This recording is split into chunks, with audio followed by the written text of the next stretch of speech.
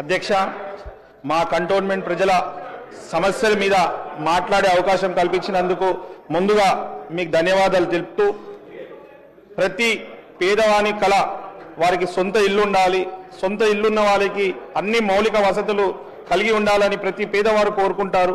అదే మాదిరిగా మా నియోజకవర్గంలో సుమారు 11,000 మంది కుటుంబాలు డిఫెన్స్ ల్యాండ్లో, సివిల్ ఏవియేషన్ ల్యాండ్లో నివసిస్తున్న వారికి కనీస మౌలిక వసతులు కూడా లేక ఇబ్బందులు పడుతున్నారు. అందులో డిఫెన్స్ ల్యాండ్ అయిన సాయిబాబా హట్స్, చిన్న కమేలా, మట్ఫోర్ట్ హట్స్, 108 బజార్ వాళ్ళు, నందమూరి నగర్, సెంట్రల్ బ్యాటరీ, ఈ రెడ్డి కంపౌండ్లు డిఫెన్స్ ల్యాండ్ సార్.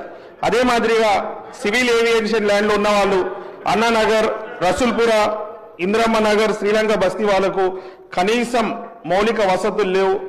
తాగునీళ్ళు సమస్య, వాడుకున్న నీళ్ళు సమస్య, సేవరేజ్ లైన్ లేక, రోడ్డు కూడా సరిగా లేక, కనీసం కొన్ని డిఫెన్స్ ఏరియాలలో బస్తీలలో టాయిలెట్స్ కూడా లేదు అధ్యక్ష.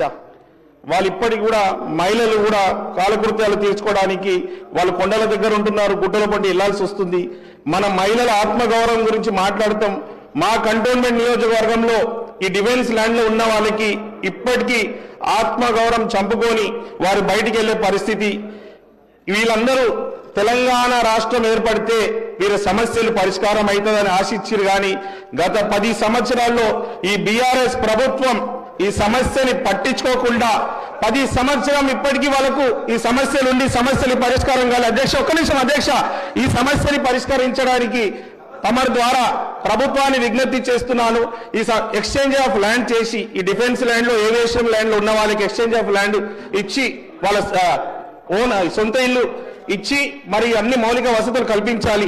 ఈ లోపల ఈ ప్రాసెస్ లేట్ అయితే వారికి డిఫెన్స్ వాళ్ళతో మాట్లాడి ఈ టాయిలెట్స్, ఈ మౌలిక వసతులు అన్ని కల్పించే విధంగా చూడాలని ఈ అవకాశం ఇచ్చిన తమకు ధన్యవాదాలు తెలుపుతున్నా అధ్యక్ష.